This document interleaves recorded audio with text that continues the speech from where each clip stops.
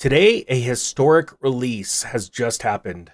Under the direction of President Donald Trump, the Department of War has released the first tranche of the UAP UFO files.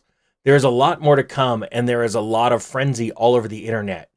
This video is a synopsis of what is in that first tranche because there is a lot of documents, a lot of pages to read.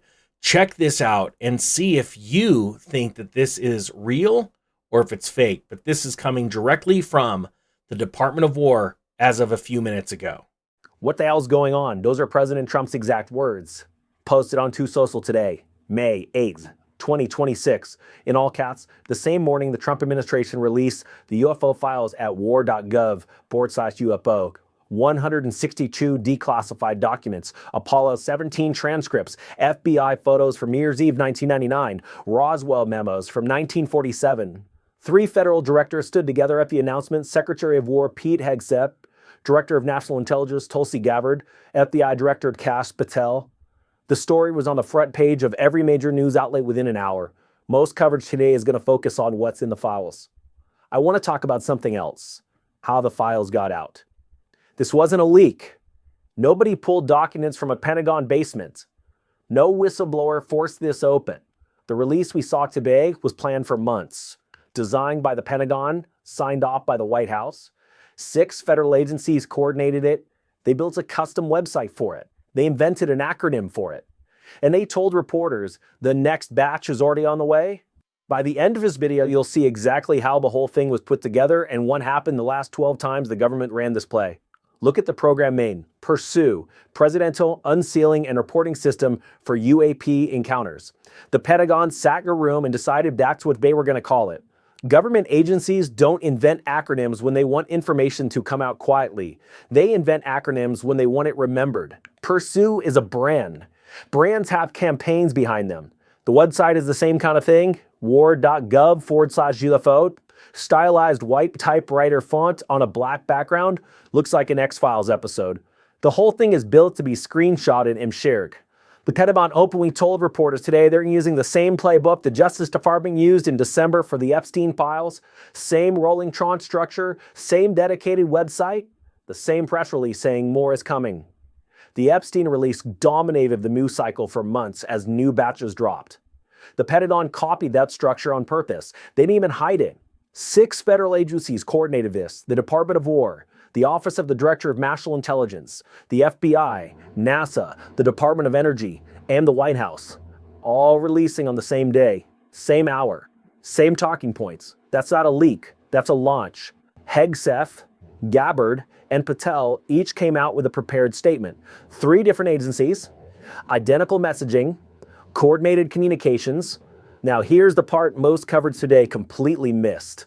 The Pentagon told you what's coming next. Their official press release said, quote, "The Defense Department will be releasing new materials on a rolling basis as they are discovered and declassified, with tranches posted every few weeks." The Pentagon has a content calendar. They told the press today, on the record, this story is going to keep drip-feeding the news cycle every few weeks for the foreseeable future. That's not how disclosure works. That's how a campaign works. There were 162 files in this first release, 120 PDFs, 28 videos, 14 images. 108 of those files contain redactions. So they curated what came out, they redacted what they didn't want public, and they openly told you they're holding more in reserve. They also said, quote, "Many of the materials have not yet been analyzed for resolution of any anomalies." The government released documents it admits it hasn't finished reading. Why would you do that? Because the analysis isn't the point. The release is the point. Every new batch dominates a new news cycle. They've engineered this story to stay in front of the American public for months, and they're sitting on a lot more material. The Pentagon said the review covers, quote, "tens of millions of records, many of which exist only on paper and span multiple decades, tens of millions." The agency that's been classifying this stuff for almost 80 years now has a content pipeline. Now think about what else happened this week.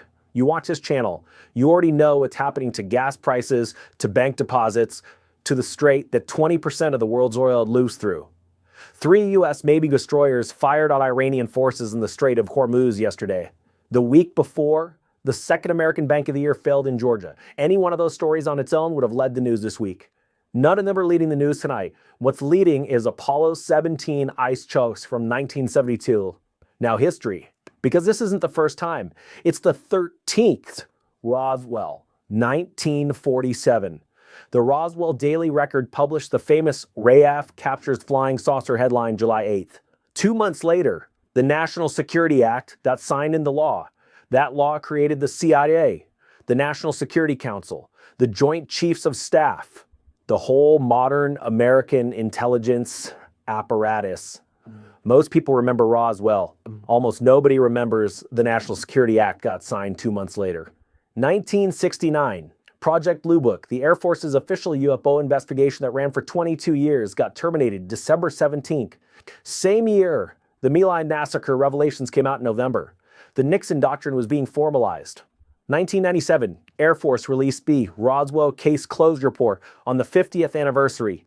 8 days later, the Asian financial crisis kicked off with the collapse of the Thai baht. That crisis cascaded through Indonesia, South Korea, and Russia, and eventually required the Federal Reserve to bail out long-term capital management. 2017, the New York Times broke the AATIP story blowing auras and black money December 16th. 6 days later, Trump signed the Tax Cuts and Jobs Act, $1.5 trillion. The UAP story dominated 3 days of news. The $1 trillion tax bill went through 2020. Section 1652 of the COVID relief bill contained a UAP disclosure mandate, required the ODNI to deliver a report within 180 days.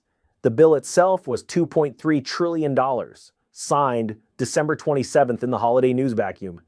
Almost nobody read Section 1652. The biggest fiscal package in American history at that point went through during a UAP news cycle in the dead of the holidays. 2023, Dana Grush, sworn testimony before Congress, July 26th. Non-human biologics, crash retrieval programs. Same day, the Federal Reserve raised interest rates to the highest level in 22 years. 6 days later, Fitch downgraded the U.S. credit rating from AAA to AA+. The Gross testimony absorbed 3 days of news cycle. The credit downgrade hit the global bond market. And today, May 8th, 2026, pursue war.gov/UFO, Apollo, FBI, Roswell. 12 previous times. Same arc every time. UAP disclosure takes the front page. Something else moves through the same week underneath it. Sometimes the other story doesn't even get recognized as historically significant until years later, when somebody goes back through the timeline and realizes what was happening that week. I'm not telling you the disclosures are fake.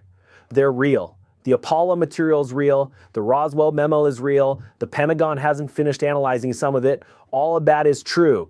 What's also true is the federal government has been sitting on these records for up to 79 years. They could have released them any week of any of those years. They picked this week.